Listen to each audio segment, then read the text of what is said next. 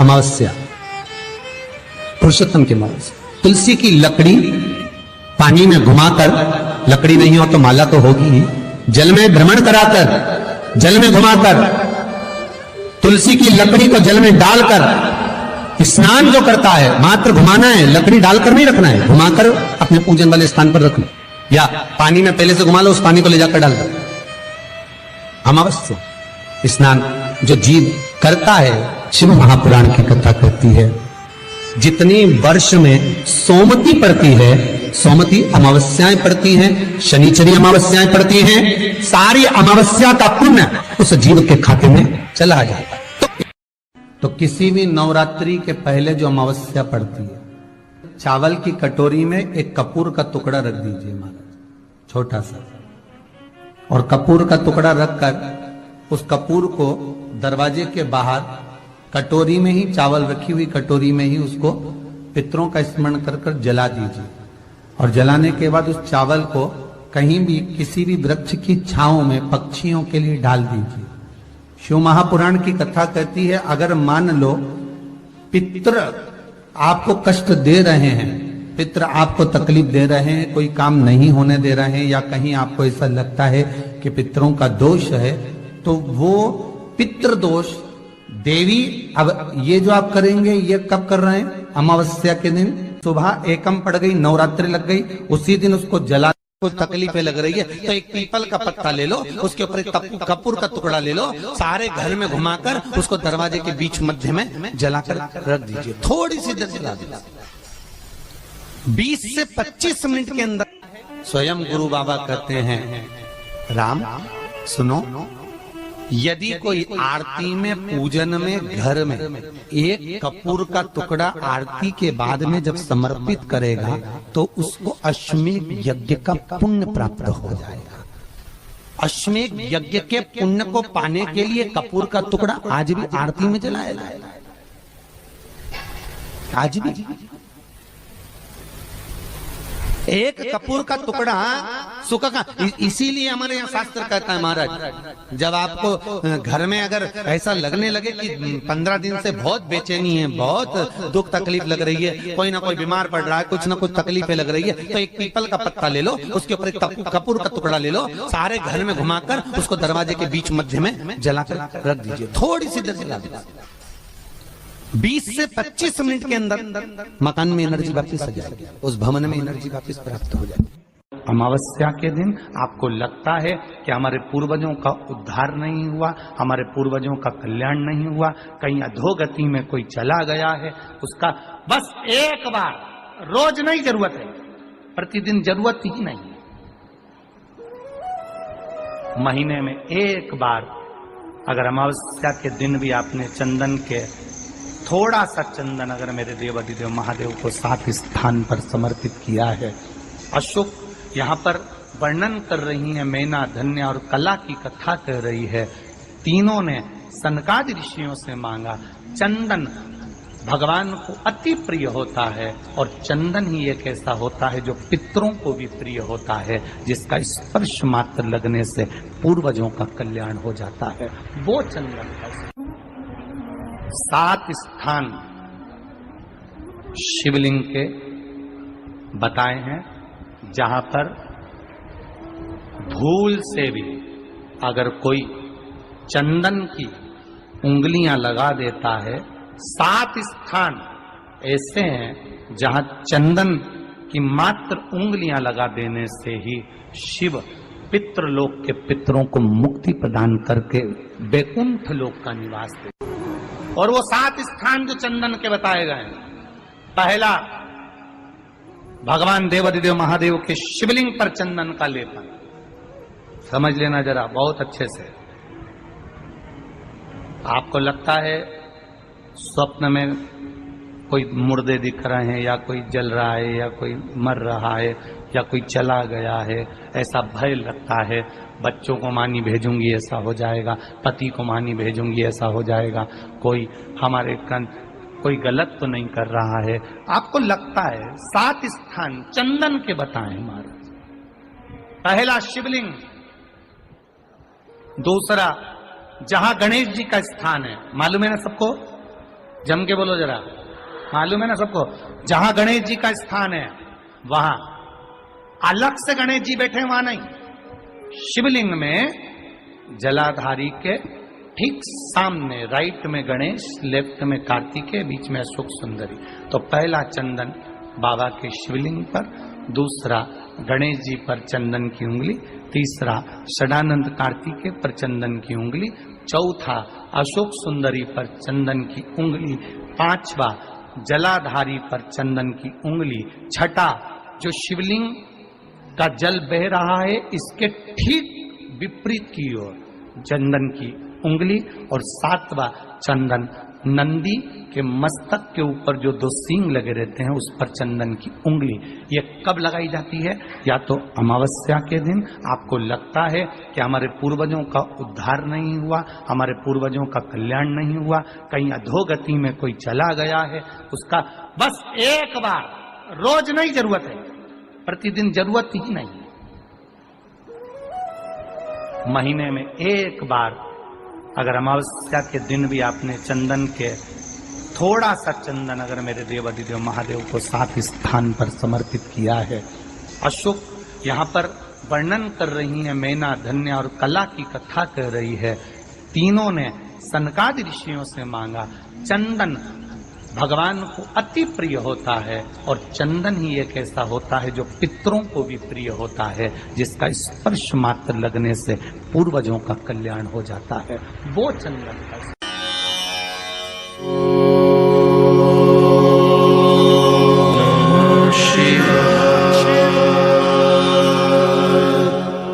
ना कराएं, आपने धूप छोड़ी ना छोड़ी वो पता नहीं, गाय को रोटी दी ना दी, स्वान को भोजन दिया ना दिया, कौवे को भोजन दिया ना दिया, चलेगा। पर जिस दिन अमावस्या के दिन पितृपक्ष समाप्त हो, उस दिन प्रदोष काल में, प्रदोष के समय पर, प्रदोष काल में शाम के समय पर जाकर किसी भी नदी, तालाब, बावड़ी, कुआं, कहीं ना कहीं जो आपके पास में हो, वहां पर एक घी का दिया, बत्ती का मुंह दक्षिण की ओर कर कर अवश्य जला कर जाना, सारे पितृदोष समाप्त हो जाएगा, सारा पितृदोष समाप्त। अमावस्या के दिन किसी भी जलाशय के पास में, नदी, तालाब, बावड़ी, कुआं, जो आपके शहर में, आपके गांव में, आपके नगर में हो, वहां जाकर लगा दे। अगर नदी, तालाब, बावड़ी, कुआं नहीं है तो पीपल का वृक्ष हो या बेलपत्री का वृक्ष हो या बट का वृक्ष हो, उसके नीचे लगा दो प्रदोष काल में। पर अमावस्या के दिन लगाएं जरूर। क्यों?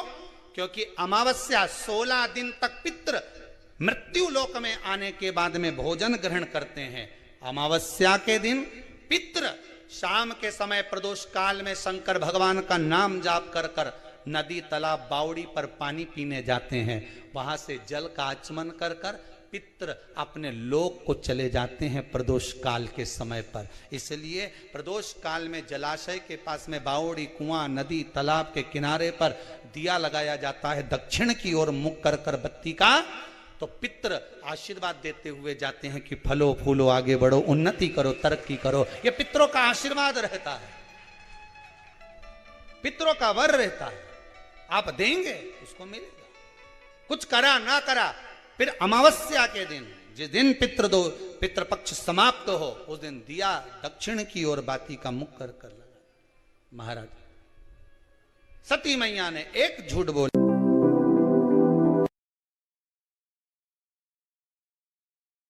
अमावस्या, पुरुषोत्तम की अमावस्या, तुलसी की लकड़ी पानी में घुमाकर, लकड़ी नहीं हो तो माला तो होगी ही, जल में भ्रमण कराकर, जल में घुमाकर, तुलसी की लकड़ी को जल में डालकर स्नान जो करता है, मात्र घुमाना है, लकड़ी डालकर नहीं रखना है, घुमाकर अपने पूजन वाले स्थान पर रखना, या पानी में पहले से घुमा लो, उस पानी को ले जाकर डाल दो। अमावस्या स्नान जो जीव करता है, शिव महापुराण की कथा कहती है, जितनी वर्ष में सोमती पड़ती है, सोमती अमावस्याएं पड़ती हैं, शनिचरी अमावस्याएं पड़ती हैं, सारी अमावस्या का पुण्य उस जीव के खाते में चला जाता है। तो किसी भी नवरात्रि के पहले जो अमावस्या पड़ती है, चावल की कटोरी में एक कपूर का टुकड़ा रख दीजिए महाराज, छोटा सा, और कपूर का टुकड़ा रखकर उस कपूर को दरवाजे के बाहर कटोरी में ही, चावल रखी हुई कटोरी में ही उसको पितरों का स्मरण कर कर जला दीजिए। और जलाने के बाद उस चावल को कहीं भी किसी भी वृक्ष की छांव में पक्षियों के लिए डाल दीजिए। शिव महापुराण की कथा कहती है, अगर मान लो पितृ आपको कष्ट दे रहे हैं, पितृ आपको तकलीफ दे रहे हैं, कोई काम नहीं होने दे रहे हैं, या कहीं आपको ऐसा लगता है कि पितरों का दोष है, तो वो पितृ दोष देवी, अब ये जो आप करेंगे ये कब कर रहे हैं? अमावस्या के दिन पीपल के वृक्ष के नीचे पितरों की शांति है तो कितने चावल के दाने चढ़ते हैं? अगर कोई ब्राह्मण ने कह दिया तुम्हारे यहाँ पितृ दोष है, 1 रुपया कमाते हो, 1.25 रुपये खर्च होता है, तुम्हारे पास में पैसा टिकता नहीं, तुम्हारे यहाँ पितरों का दोष है, तो तुम एक चावल का दाना अगर आप कहे कि पीपल के वृक्ष के नीचे दिया लगाओ, पीपल के वृक्ष के नीचे आप जल चढ़ाओ, या महादेव के मंदिर में 1 लोटा जल चढ़ाओ, तो हम कहते हैं ना कि प्रदोष के दिन बेलपत्री का वृक्ष, पीपल का वृक्ष, आंवले का वृक्ष, बड़ का वृक्ष या शंकर का शिवालय, फिर से सुन लेना, पीपल का वृक्ष, बेलपत्र का वृक्ष, आंवले का वृक्ष, बट का वृक्ष या फिर शंकर का, जम के बोलो, शिवालय। शिवालय का मतलब शंकर का मंदिर या शिव।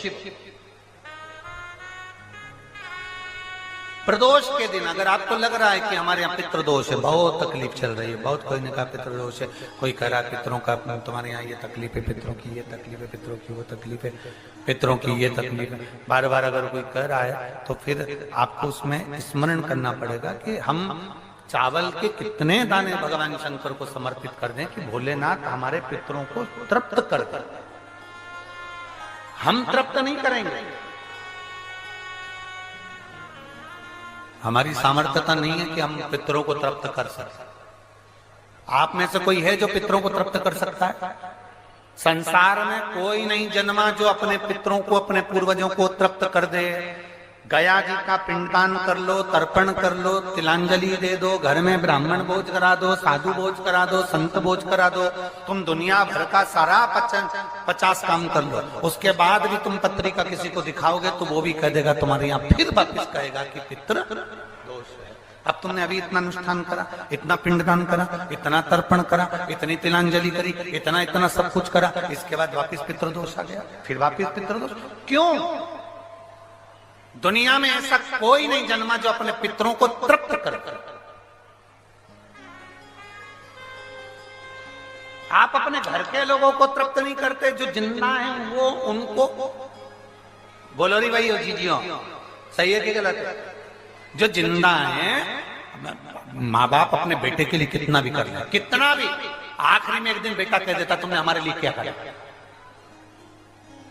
बहू के लिए कितना कर लो, आखिरी में बहू कह देगी वो तो जेठानी को ज्यादा करती है, देवरानी को ज्यादा करती है, हमको करती है, अपनी ननद को ज्यादा करती है, बेटी को ज्यादा करती है, बेटी को लगता है कि बहू को ज्यादा करती है, दामाद को लगता है बेटी को ज्यादा करती है, नाती पंती सबको कितना भी कर लो, तुम अपने अड़ोसी पड़ोसी तुम्हारे रिश्तेदारों को तुम कितना भी दे लो, कितना भी कर लो, पर जब ये तृप्त नहीं हुए तो वो बोलो तो कैसे हो जाएगा? अपनी सामर्थ्यता है, अपनी सामर्थ्यता है कि अपन तृप्त कर ले उनको? अपनी कोई सामर्थ्यता नहीं है कि अपन पितरों को तृप्त कर ले, या अपनी सामर्थ्यता के अंतर्गत नहीं, ये अपनी सामर्थ्यता नहीं है कि हम अपने पूर्वजों को, अपने पितरों को तृप्त कर। तृप्त कौन करेगा?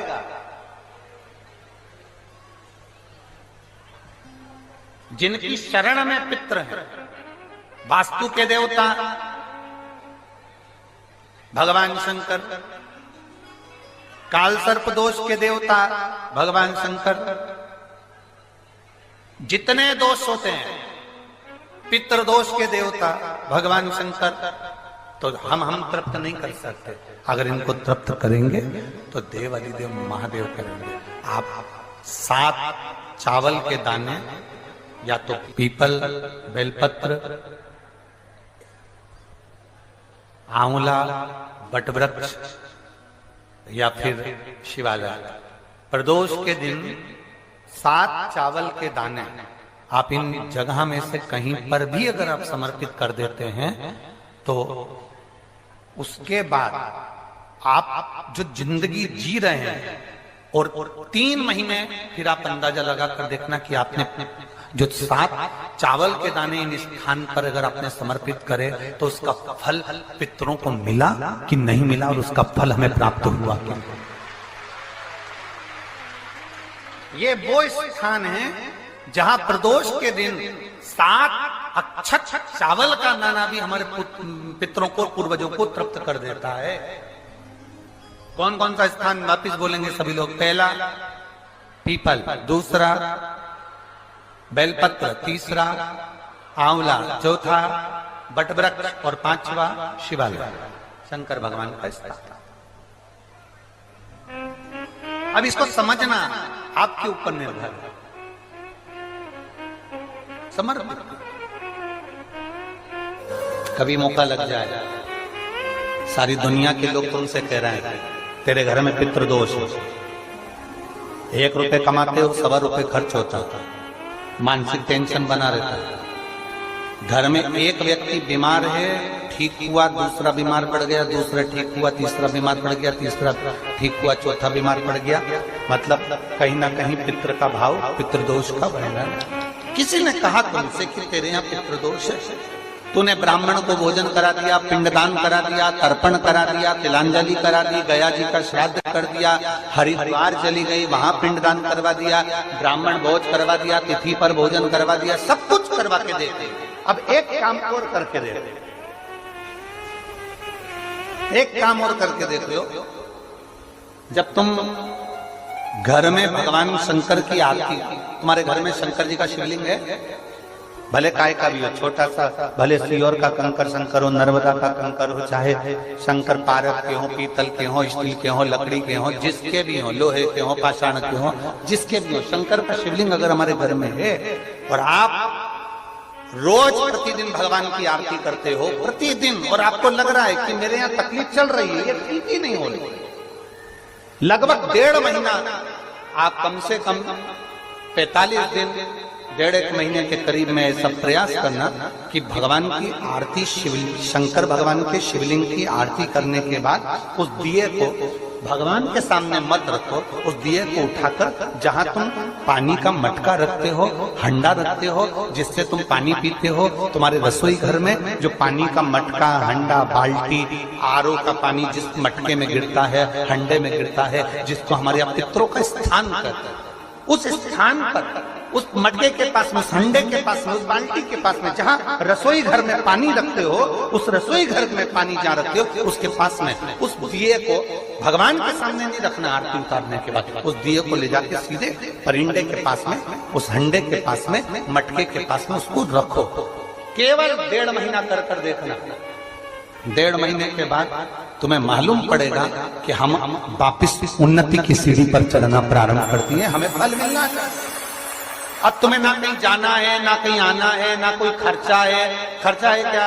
ईमानदारी से बोलो, कोई तुम्हारा लाखों का रुपया लग गया क्या? रोज आरती करते हो रोज आरती। बस आरती का नियम बना लो कि हमको पितृदोष किसी ने बोला है, हमारे घर में अशांति है, पितृदोष है, कोई कह रहा है कि तुम्हारे घर में पितृदोष है, हमने सब कुछ करके देख लिया। अब हमें यह करना है कि महादेव की आरती जब होती है तो उसकी ज्योत का दर्शन करने पर 1000 कपिला गाय के दान का पुण्य मिलता है। तो ये पुण्य हम हमारे पितरों को देते हैं, जिससे उनकी मुक्ति हो जाए और हमें आशीर्वाद प्राप्त। उस दिए को